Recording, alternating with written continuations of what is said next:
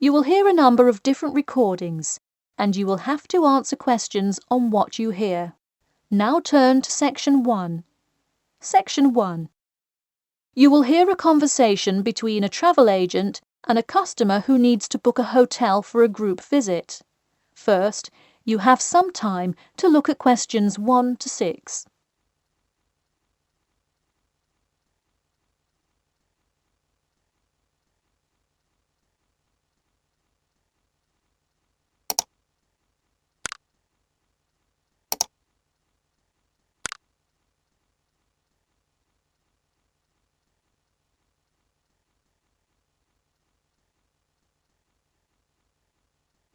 You will see that there is an example which has been done for you. On this occasion only, the conversation relating to this will be played first. Hello, Elite Travel. This is Emily speaking. How may I assist you today? Hi, I have a group visit to plan, and I wonder whether you could help me decide on which hotel to book. I've narrowed it down to either the Winchester, the Royal Hotel, or the Star Hotel. I'm wondering if you have a recommendation. I would be happy to help. Those 3 are excellent choices. If everyone is booking hotel rooms independently, an easy way to do it is online booking. The Star Hotel offers online bookings at no additional charge. It sounds fine. The woman says that the Star Hotel offers online bookings at no additional charge. So, choice B has been written in the space. Now we shall begin. You should answer the questions as you listen, because you will not hear the recording a second time. Listen carefully and answer questions 1 to 6. Hello, Elite Travel. This is Emily speaking. How may I assist you today? Hi, I have a group visit to plan, and I wonder whether you could help me decide on which hotel to book. I've narrowed it down to either the Winchester, the Royal Hotel, or the Star Hotel. I'm wondering if you have a recommendation. I would be happy to help. Those 3 are excellent choices. If everyone is booking hotel rooms independently, an easy way to do it is online booking. The Star Hotel offers online bookings at no additional charge. It sounds fine. Yeah, and you can even book the gorgeous sea view rooms if you act quickly. I'll consider that. It would be great, since we're mostly first-time visitors to the area, to get a nice view of the water. Now, are there handicap-accessible rooms? Yes, all 3 options have access for the physically disabled. Great. I should also mention that we'll be on a tight schedule, so we won't have much time to go out for meals. Which of these hotels serve food? There is a limited continental breakfast menu at the Star and at the Winchester. For a full restaurant and room service, the Royal Hotel is your best bet. Oh, wonderful. Could you tell me more about the restaurant? Absolutely.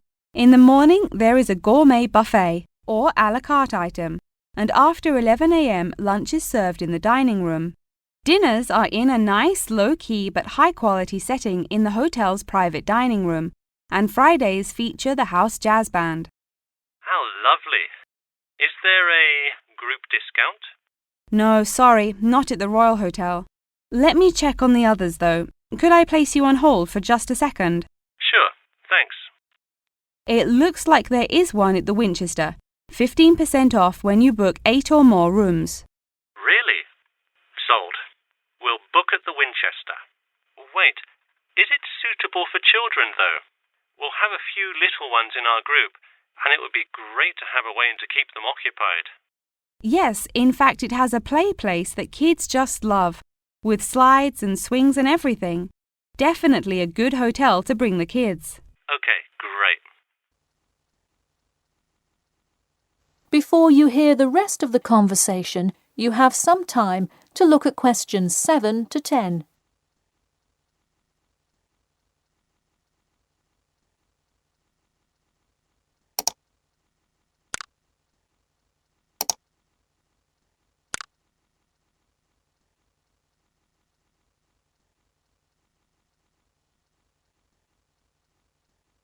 Now listen and and answer questions 7 to 10. So now I know where we'll be staying. What next? Should I go ahead and book transportation and assign rooms and everything? Well, for now, there are only a few things for you to take care of. We will hold a block of rooms for you as soon as you send a deposit.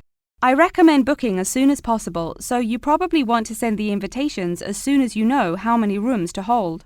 Oh, right. Okay. I'll send the invitations and put down the deposit. Is there anything else I should take care of? Great! And don't worry about this now, but sometime before you arrive, do let us know if you'll be requiring our transport service to and from the airport. I'll make sure to let you know. Does that incur a service charge, or perhaps a tip, or some presents to show our gratitude for the personal car service? Oh, don't worry about it. It is a free service, so if you would like to tip, you are welcome to do so. But hotel drivers do not accept gifts. Thanks for your help. My pleasure. Enjoy your stay at the Winchester. That is the end of Section 1. Section 2. You will hear a talk about the 11th Annual Durham County Car Exhibition.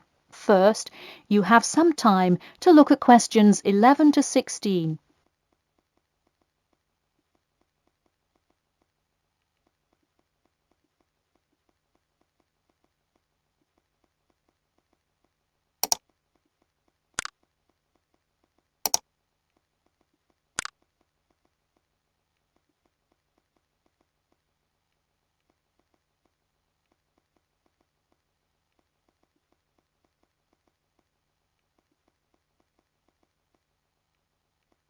Now, listen carefully and answer questions 11 to 16. Ladies and gentlemen of Durham, start your engines. Skip Gordon here, inviting you to the 11th Annual Durham County Car Exhibition. That's right, it's that time of year again. Mark your calendars. The pre-opening event kicks off on the 18th, and the exhibition officially opens to the public on Saturday, March the 19th. Take it from me, you won't want to miss Durham's most attended public event of the year 5 times running. You don't have to be a motorhead to appreciate the finest cars, both new and old, in existence today, but it helps. Be one of the 70,000 people to see everything from big rig monster trucks to good old-fashioned classic hot rods. Get your tickets now. Admission is £10 for adults and £5 for children during off-peak times, and £20 for adults and £10 for children, and senior citizens on weekends and for full-day passes. Come see vintage classics, bid in the auctions, and even test out a few on the Winners' Circle racetrack. An insider tip: weekends are the exact time when all of the best attractions take place, but to avoid Saturday crowds, join us this Sunday. You'll see me, Skip Gordon, and all your friends from WKXP there this Sunday at our very own booth, so stop by and say hi, and you might just win a prize of your own. A new attraction this year will be the addition of a new car category: electricity, namely the electric car class. See displays from Toyota, Honda, and you guessed it, Tesla. Watch as the first generation of fully electric cars compete on style, ride, and watch the main entertainment as there's going to be a fabulous show of racing car to see who takes home fastest battery-powered car. While not typically known for their speed, this new class is guaranteed to surprise you. Before you hear the rest of the talk, you have some time to look at questions 17 to 20.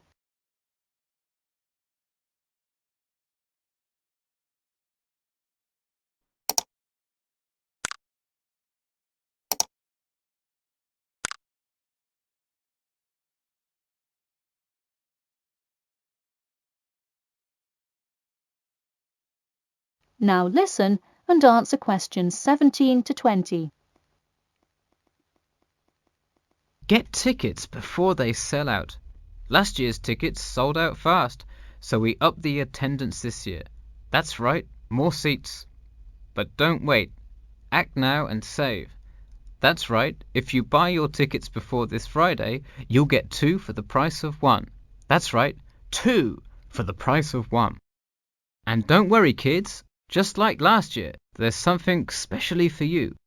Wreak havoc on the road with the Kids Crazy Cars ride, and then race around the Tiny Tykes track in your favorite child-sized race car. Meanwhile, Mom and Dad can take a spin in a ride a bit more than their size. We're rolling out a massive dirt track so you can get behind the wheel and test drive something a little more adventurous. Put the pedal to the metal in a 4x4 SUV as you go over bumps and navigate through twists and turns. You'll want to buckle up. You heard it here. Act now to get in on the fun at the Durham County Car Show before it's too late.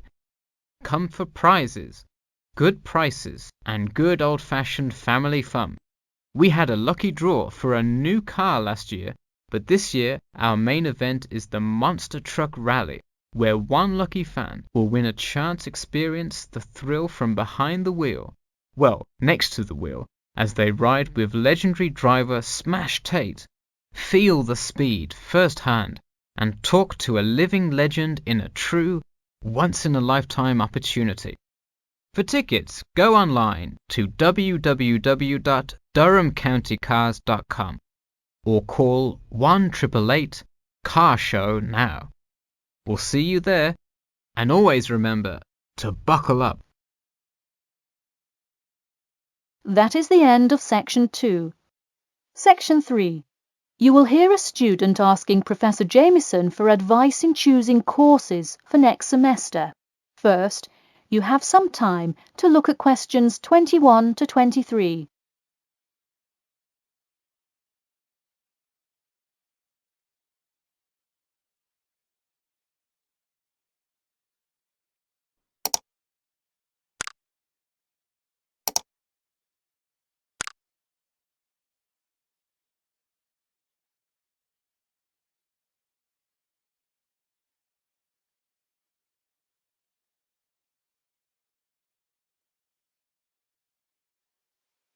Now, listen carefully and answer questions 21 to 23.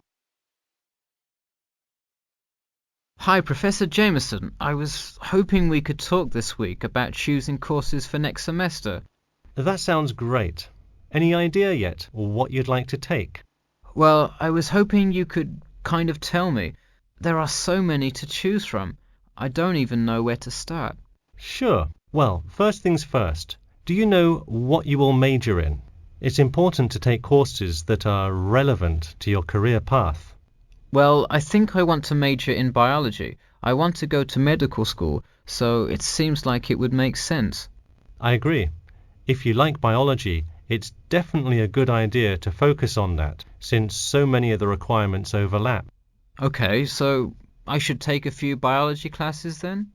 Yes, let's start there. You should pick 1 or 2 biology classes. Not just any biology classes, though. If possible, read online or talk to senior fellows and find out about the structure of the courses. You don't want to end up signing up for 2 classes that require labs in the same semester.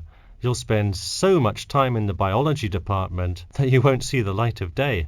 All right, good idea. I heard labs can be as long as 4 hours. That's true. And another thing, make sure the topic is either relevant to your major or something you're interested in learning about. It sounds obvious, but do not just take a class because you heard it was easy or because it does not require attendance.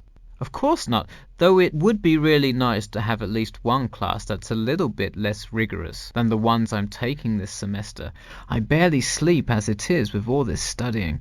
That may have more to do with your study habits, though I don't disagree that your schedule is really difficult this semester. Before you hear the rest of the talk, you have some time to look at questions 24 to 30.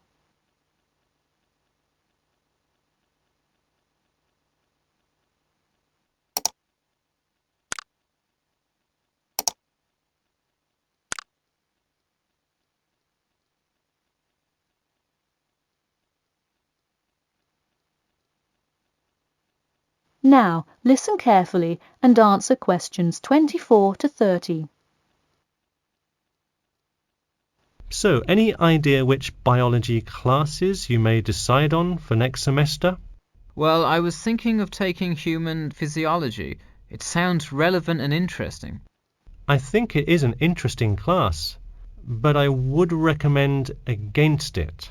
You're already in human anatomy, which also covers physiology, so it would be repetitive and probably not the best use of your time. If I already know some of the stuff, I could take it to boost my GPA a little bit. You could maybe do that, except the professor that teaches it is famous for giving out the fewest A's of any professor. Oh well, never mind. Now, changing subjects. Have you decided yet on your research topic? Well, I actually decided I don't want to do a research paper. I'm going to do a dissertation instead. I think I will much more enjoy coming up with a thesis and finding all the details to support it. I see. Didn't you already do some of the research, though? What happened to that? Well, I started doing research, then the more data I collected, the more complicated things got. I realized I would have to take a lot more steps to randomize the sample, and then I realized I would need to control for more factors. I see. What kind of data collection did you do? I interviewed employees at the water treatment facility after Professor Dickinson recommended it. I understand. Well, the research paper could be much more outside work, but it may be worth it if that is what you're interested in. No, I am a lot happier just doing the dissertation. That's fine with me. Just remember, you need to finish your first draft and send it in soon. It's already the middle of February. Oh wow, it is, isn't it? I just have to finish it by the end of March, right? Yep, but don't forget, the date will really sneak up on you. Okay, I'll make sure to set reminders in my calendar. And who do I talk to about registering my dissertation? You should go to the department office and then talk to the secretary. I thought I needed to talk to the department head. Not for registering. If you need help developing your dissertation, that's when you should go to the department head. I see. And who would I see about getting access to the database of past research on my topic? That you can find in the computer lab, specifically in the office. You'll have to ask a lab technician to give you access. Okay, well, I'll go ahead and get started on that then. Thanks. That is the end of Section 3. Section 4. You will hear part of a lecture about the role of sleep in humans and animals. First, you have some time to look at questions 31 to 40.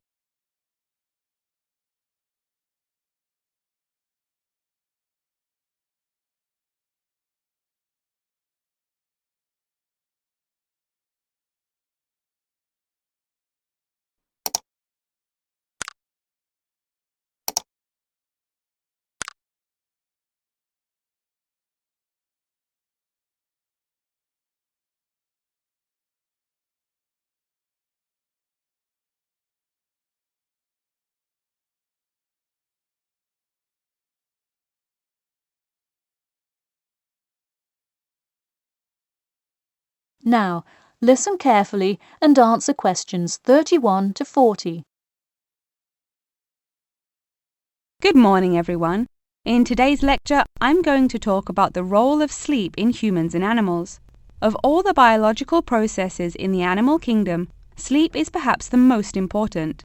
A human can survive for almost 2 weeks without eating, but did you know that 1 week without sleep can be fatal? It's even worse for animals, especially for those who must avoid predators. Without sleep, an animal is much less capable of avoiding an attack. This is the case for all animals, whether they are reptiles, mammals, or fish. Let us look now at how different animals sleep, reasons for their ways of rest, and the potential problems they might encounter. In marine life, sleep must be balanced with breathing. For example, the dolphin must float to the surface as it sleeps in order to breathe. Like other large sea mammals, They keep one eye open and one half of the brain awake at all times to maintain some amount of consciousness required to breathe and to watch out for possible threats. They sleep with only one brain hemisphere in slow-wave sleep. Birds also have unusual sleeping patterns, mostly due to being constantly on edge in the presence of numerous predators. They usually sleep quite lightly. For example, Swainson's thrush, also called olive-backed thrush, is a medium-sized thrush that takes hundreds of naps during the day, each of which lasts just a few seconds. While migrating, migratory birds tend to function well on micronaps. Horses, on the other hand, do most of their sleeping standing up.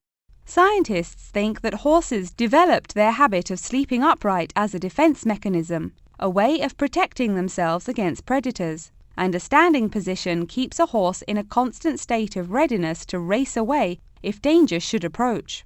Also, horses do occasionally take short naps lying down. Horses are heavy animals with big muscles, but their bones are surprisingly delicate, so lying in one position for a long time could well injure a horse. Just like humans, animals can also have sleeping problems. Dr. John Hendricks and Adrian Morrison from the School of Veterinary Medicine, University of Pennsylvania in Philadelphia, determined that certain diseases were primarily associated with the sleep states in animals. In their research, they emphasized that because so much in this area still remains unclear, animal models were very important for studies of sleep disorders. The physiology of sleep in animals is similar to that of humans.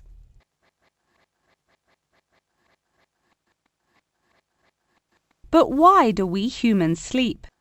Researchers and scientists believe it helps us organize our memories of the day, that sleep acts as a kind of filing system for the brain. Without it, our thoughts become disorderly and confused, which leads to increased likelihood of accidents and a tendency to say and do bizarre things. Researchers also believe that sleep plays a key role in learning. We sleep so that the brain can integrate new knowledge and form new associations. Because of the similar sleeping pattern to that of humans, rats are often studied in order to increase our knowledge of human physiology. In one study, rats were kept awake for almost 2 weeks and their behavior was observed. Researchers found the sleep-deprived rats could hardly remember anything of what they had been taught that day. For example, one rat had been taught to recognize pictures of various Parisian landmarks in order to receive food. Pressing a button below a picture of the Louvre would result in food being released, and so forth.